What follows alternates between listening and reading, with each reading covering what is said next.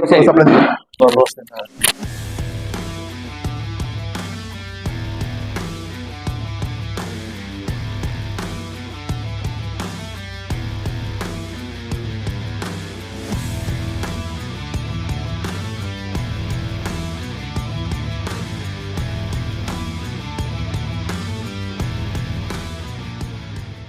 Hola a todos, bienvenidos a esta nueva edición de Libros y Buen Viento, un programa cultural de Sobre el Rastro. Hoy ya tenemos a un invitado especial y a quien además yo quiero mucho, Jorge Malpartida Tabucchi. Qué gusto.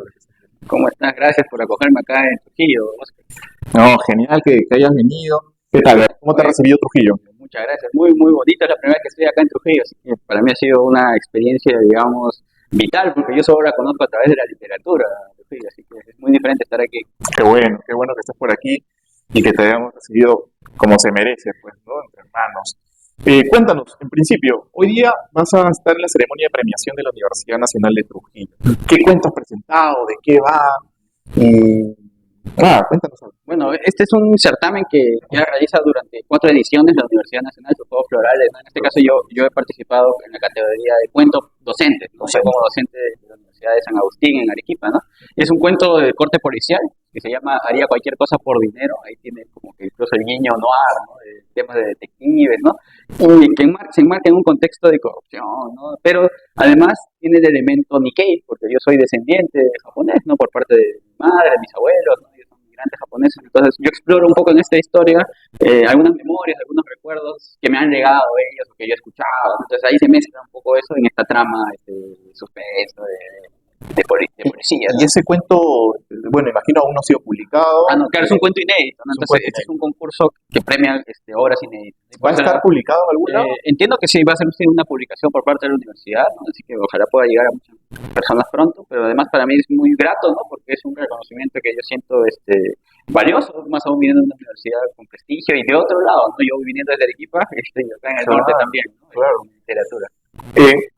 Jorge es un buen narrador y también es un excelente periodista. De hecho, Jorge y yo compartimos una misma redacción por varios años, ¿no? Trabajamos juntos en el diario El Comercio. Claro. Y entonces ahí lo conozco, digamos, conozco en la calidad de periodista y sobre todo el narrador. O sea, te lo digo ahora, siempre he notado en ti, en tu trabajo, te lo digo con mucha sinceridad, esa calidad para escribir, que no la tiene realmente cualquier periodista, ¿no?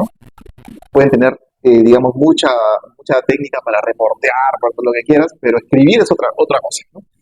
Y tú la tienes. Y por eso es que este libro de cuentos, Contra toda autoridad excepto, reúne toda esa calidad narrativa y ya era necesario que publiques un libro, digamos, de esta talla. Ya habías publicado, tienes un libro ya publicado, Patato. De crónicas, sí, un libro de crónicas, Patato. Y este es su segundo libro, Contra toda autoridad excepto, sobre el que ahora te consultaré algunos detalles.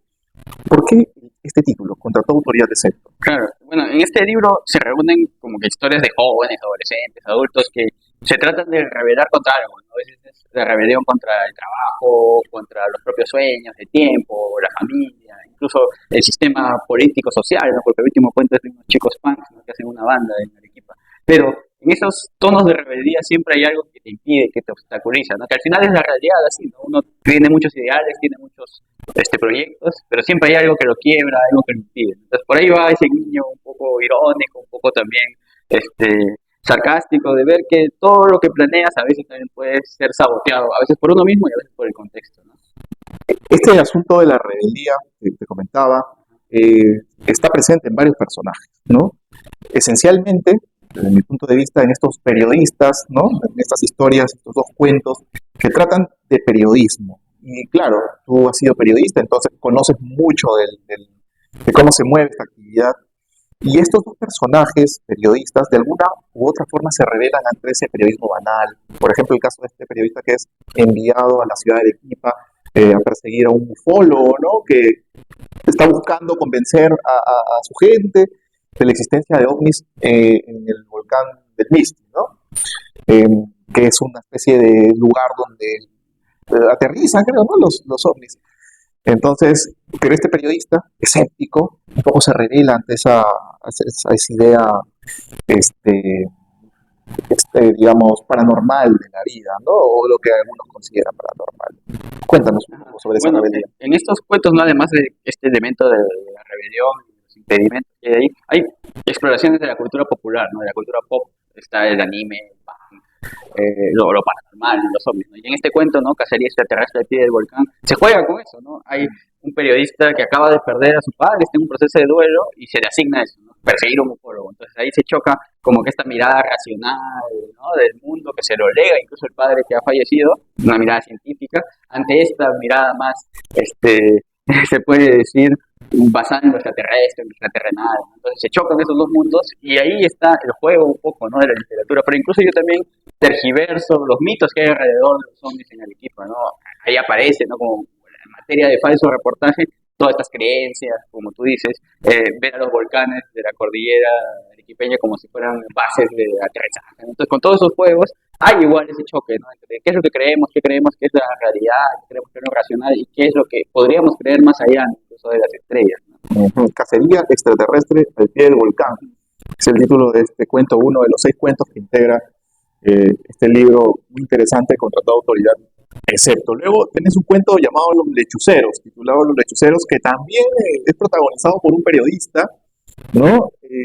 Que tiene un choque cultural, profesional, con otro periodista que es fotógrafo, pero claro, este es un señor que tiene muchos años de experiencia en el medio periodístico y que ve el periodismo desde otra óptica, ¿no? Desde la óptica más vulgar, más morbosa, que choca totalmente contra este chico que estuvo en la universidad y que ve el periodismo pues desde otra óptica, ¿no?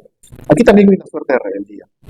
Pero no solo del periodista, sino creo también Del periodista viejo, del digamos. periodista viejo. Sí, sí, hay iguales ideas, ¿no? De ver, así como hablo de ovnis, de punks y de otakus, al periodismo como una subcultura, al periodismo como una tribu, no urbana, digamos, ¿no? Entre comillas, ¿no? Porque ahí yo también parodio un poco historias que a mí me han contado, que he vivido, ¿no? Alrededor de qué significa hacer periodismo en una provincia como Arequipa, como puede pasar también en Trujillo, donde casi las noticias no son tan importantes a veces, ¿no? Entonces, en Lechuceros lo que vemos es una pareja de reporteros de televisión, ¿no? Que están buscando noticias sangrientas, ¿no? De turno de la noche. Entonces, en ese choque entre el joven que tiene ideales, tiene hambre, ¿no? De carrera y el otro que ya está estancado, ya no tiene por qué crecer y que se vuelve un poco cínico, hay también, como tú dices, ¿no? Dos visiones, dos choques de realidad, pero incluso ahí no se pierde esos sueños que cada uno tiene, ¿no? Uno tiene el sueño de crecer, pero este hombre agotado igual algo tiene, algo añora, ¿no? Y ahí también está este juego, ¿no? ¿Quién es el que tiene, entre comillas, la vida que deseamos? No lo sabemos, ¿no? Pero ahí también está eso. Y de todas formas,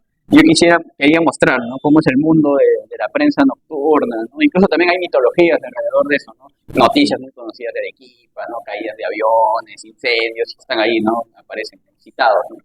Algo que va a llamar mucho la atención también de cierto público y quienes no estamos muy familiarizados tal vez con ello, lo va a hacer, que es el mundo otaku, el mundo de los animes, ¿no? Bueno, las personas de nuestra generación tal vez sí hemos tenido una influencia otaku, bueno, con programas Como Dragon animes Ball. como Dragon Ball, por ejemplo, ¿no? O Pokémon y otros más, pero algunos, digamos, nos apartamos de ese mundo porque ya crecimos, pues, pero otros, en cambio, han asumido eso como una cultura que hasta hoy perdura en ellos, ¿no?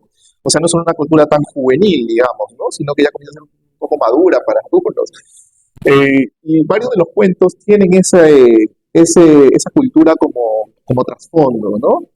O como excusa, como querramos llamarle. Sin embargo, en algunos casos hay una suerte de frustración de algún personaje que siente que él sigue siendo un otaku, pero sus compañeros otakus ya no lo son. Claro, es esa idea de también como que se siente uno traicionado por su tribu, ¿no? Y hay esa idea, por ejemplo, en el cuento que más menciona esto es la tesis del ángel cruel, ¿no? Es una cita directa incluso al anime Evangelion, ¿no? En que se cuenta la historia de un joven que de niño, ¿no? Vive en Bolivia y se enamora de alguien y luego en esa separación hay toda una tergiversación de recuerdos y de formaciones, ¿no? Claro. Pero que aparece en material del anime como algo que lo une, que lo sigue uniendo a esta persona, ¿no? Y cuando él descubre que esa persona ya no consume lo mismo que él, se siente traicionado. Entonces está bien, está ahí eso también. incluso también está ese elemento de rebelión, porque no deja de ser el consumo cultural del anime una forma de ver la vida de manera no convencional, ¿no? Lo mismo que hace un chico que escucha metal o que escucha punk, que no trata de moverse del rebaño, ser diferente, ¿no? Entonces ahí va eso, ¿no? Pero a veces uno siente que al crecer ya no puede seguir siendo el mismo, ¿no? Ya no se transforma, ¿no? Claro. Ahora, otro asunto que es transversal en varios cuentos es la nostalgia. Lo es en el caso del periodista que ha perdido a su padre, ¿no? Y que vive este proceso de seguir un ufólogo con esa nostalgia, con esa tristeza, con esa angustia. El caso del periodista Rolo, ¿verdad? Este fotógrafo Rolo, el viejo fotógrafo que pues, ve el periodismo con morbosidad, pero que siente nostalgia, incluso por la relación con su hijo. Claro, o del antiguo periodismo. O del antiguo periodismo también, claro.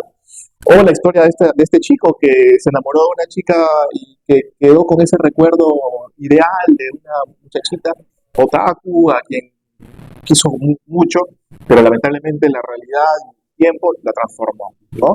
Que hay esa nostalgia, ¿no? Para ti, este sentimiento de nostalgia es fundamental en la línea narrativa. Claro, de todas formas está presente, ¿no? Hay materiales vitales aquí, como he mencionado en otras entrevistas. Yo utilizo espacios de mi pasado, como Arequipa, ¿no? Donde yo vengo, la ciudad de Santa Cruz de la Sierra, donde yo he vivido también de niño, y la propia ciudad de Lima, ¿no? Entonces esos espacios aparecen aquí, se utilizan como materiales de vida, pero todo está ficcionalizado. Acá no hay nada de bibliografía, ¿no? Y eso es creo, lo más rico de la ficción, ya que tanto tiempo estoy trabajando en el periodismo. En este proyecto yo he tratado de inventar lo más posible, ¿no? Entonces, por eso la nostalgia sí es clave, porque aparece, ¿sí? Como una forma de idealizar el pasado, pero también aparece deformado, y es otro de los mecanismos que salen aquí, ¿no? Hay una mirada del pasado un poco de angustia, un poco de inquietud, ¿no? Para no decir que todo lo pasado fue muy lindo, muy bonito, ¿no? Se cree eso, pero al final ahí entra el elemento que quiebra estos ejes y terminamos viendo todo por un espejo medio empañado, ¿no? Y en esos quiebres yo pienso que está lo rico de los personajes, lo rico de las tramas, ¿no? Porque si todo fuera ideal, bonito, ya no tendría mucho sentido escribir, ¿no? La idea es escribir desde la angustia, desde lo que nos molesta, desde lo que nos incomoda, ¿no? Claro. Hay algo que también me llama la atención de la propuesta narrativa que tú planteas, que es la estructura, ¿no? O sea, está claro que tú juegas con la estructura, con el tiempo, con las voces, ¿no? Son cuentos polifónicos, como algunos teóricos acuñan a esta forma de narrar, con varias voces presentes, ¿no? Con varios narradores apareciendo. Yo creo que el cuento que más explora eso, bueno, todos lo exploran, pero creo que el que más lo explora es el primero, ¿no? Bueno, 31 de octubre del 2005, ¿verdad? Que todo se construye a partir de voces, ¿no? De sus propios relatos, de la propia mirada, y no hay un narrador como tal, digamos, un narrador tercero que observa todo, sino que es la experiencia de cada uno. Y así se construye la historia. Sumamente interesante, ¿no? Sí, claro, cuéntanos un poco esa experiencia. Claro, este cuento de las varias voces que te refieres es nada serio, ese de los escolares, ¿no? Sí, perdón, que están hablando alrededor de una fiesta de promoción, ¿no? Ahorita te lo voy a indagar, pero ya que mencionaste el primer cuento, 31 días, sí, claro, perdón. Sí, es una historia también es la historia inicial, pero como que marca el eje del libro, porque hay ese elemento nostálgico, hay el elemento de cita, porque se cita un anime, también. Y hay el elemento, como se dice, vital, porque es una relación entre familiares, entre hermanos. Entonces, ahí está, ¿no? Pero sí, ahí está eso que tú dices, pero en cuanto al juego de voces está presente, ¿no? Este otro cuento que es nada serio, donde sí, ahí lo que he tratado de hacer es un poco rescatar de todas formas cierta tradición que tenemos en la literatura peruana de la voz, digamos, la oralidad o los registros, ¿no? Que lo hacen Reynoso, por ejemplo, o Augusto Higa, ¿no? Son autores, ¿no? Enormes, ¿no? De los que un poco yo bebo, pero para contar algo entre comillas limpio, ¿no? Que hacen unos chibolos en su viaje, en su fiesta de promoción, ¿no? En esa cosa, ¿no? Y ahí, entre la multiplicidad de versiones, que es algo que se lega también del periodismo, surge el conflicto, ¿no? Surge esta inquietud, incomodidad, ¿no? Entonces, cada uno va contando las partes que le interesan o las partes que le convienen, ¿no? Y ahí se va armando por pedazos una historia media Frankenstein, pero que el lector luego hila, ¿no? Y luego le da un sentido. Eso es un poco lo que quise hacer. Lo complejo, o sea, como tú dices, un hecho nimio, banal, posiblemente, de una pelea juvenil, de una experiencia juvenil, pero contada a través de una serie de testimonios, y cada testimonio permite construir la historia y entender por qué pasó lo que sucedió. Claro, porque ahí incluso la idea es no tanto lo que pasa, sino cómo lo cuenta cada uno y cómo lo recuerda cada uno, ¿no? Porque ¿Cómo lo también esta recuerdo? mirada, ¿no?, del pasado que se puede deformar, ¿no? Y también lo que me gustó ahí es que había que construir diferentes voces, ¿no? Tanto el chico que es más rebelde, un poquito, el otro más estudioso, la chica que es también más extrovertida y otra que también más tímida. Entonces todas esas construcciones de voces también fueron ricas en el proceso, ¿no? Ahora, esto te lo escuché en Arequipa, en la presentación de tu libro ya, en la que yo también tuve la suerte de estar. Claro, tú nos visitaste, ahora te estoy devolviendo la visita. Claro, claro. Decías ah, se me ha ido la idea. Ok. Decías que tú has tomado de la realidad de tus experiencias muchos de los personajes, ¿no? O sea, que existieron. Algunos de ellos, de estos personajes, han existido, son parte de tu infancia, de tu adolescencia, pero que claro, tú como escritor los has deformado, los has vuelto en personajes, ¿no? Claro. Sí, pues acá no hay un elemento biográfico en sí, pero sí hay una, digamos, a partir de la realidad, materiales que a mí me sirven para crear. Entonces, hay pedazos de alguien que yo conocí, ¿no? Por ejemplo, en el último cuento que habla de la música punk, se citan canciones de bandas que existen, pero son citas deformadas nuevamente, puestas de manera arbitraria, ¿no? O los personajes, algunos son voces que yo he escuchado alguna vez en un concierto, en una tocada, en una banda que yo hice. Entonces, todo eso lo he ido mezclando como en una licuadora y lo voy poniendo así, porque al final así también es nuestro consumo ahora de cultura, ¿no? Ya no solo nos gusta la literatura, sino nos gusta la literatura y vemos miles de reels en TikTok, o nos gusta el cine, y consumimos cocina y cosas así. Entonces, todas esas mezclas que ahora tenemos gracias a Internet están en cierta medida presentes en este libro. Hay esa mezcla del siglo XXI ahí revuelta como en una licuadora, ¿no? ¿Qué es el cuento para ti? Bueno, para mí el cuento es primero es una narración, ¿no? Pero es un mecanismo, yo siento, o como un artefacto en el que yo puedo hacer todo esto que te estoy diciendo, ¿no? Utilizar los materiales culturales que yo tengo, que me gustan, ¿no? Para insertarlos dentro de una historia. Al final un cuento lo que hace es contar una historia, pero en mi caso me sirve como un mecanismo de mucha libertad para estilísticamente meter todo esto, ¿no? Pedazos de reportaje, pedazos de canciones, pedazos de anime, pedazos de poemas, ¿no? Bien. Entonces, contra toda autoridad, excepto, se presenta el día de mañana, sábado 19 de octubre, en el Salón Consistorial de la Municipalidad Provincial de Trujillo. Ahí estaremos acompañando a Jorge. A las 6 de la tarde. A las 6 de la tarde, el ingreso es libre. Cultura, libros, la verdad que está muy interesante. Allí también usted va a poder adquirir este libro, ¿no? Y también hay otros canales de adquisición de libros. Claro, los que quieran, bueno, lo pueden hacer a través de la editorial Aleteia, ¿no? Que es la editorial que ha apostado por este proyecto. Es una editorial de Arequipa que ya tiene 17 años y que viene publicando a muchos autores, principalmente del sur, ¿no? Sí. Entonces, a través de sus redes, en Instagram, en Facebook, lo pueden encontrar como Aleteia. También ellos tienen una librería que se llama Paula Salvaje, ahí pueden encontrar las publicaciones. Y también este libro está disponible en Busca Libre, así que lo pueden encontrar. Hay envíos para todo el Perú, ahorita está con descuento ahí, así que también pueden hacer las búsquedas y los invito a la presentación y a seguirnos, ¿no? Para seguir hablando de literatura. Aprovechen el descuento en Busca Libre o también pueden contactarse con la editorial. Claro, y mañana, sábado a las 6 de la tarde, ahí en el Salón Consistorial, vamos a estar charlando con Oscar, vamos a hacer más preguntas. Más comentarios, sobre todo haré algunos comentarios sobre el libro, más comentarios, digamos.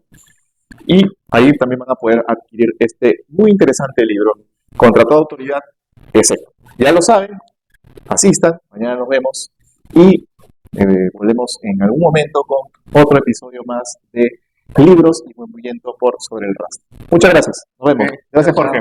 Muchas gracias, Oscar. No, gracias. Cuídense.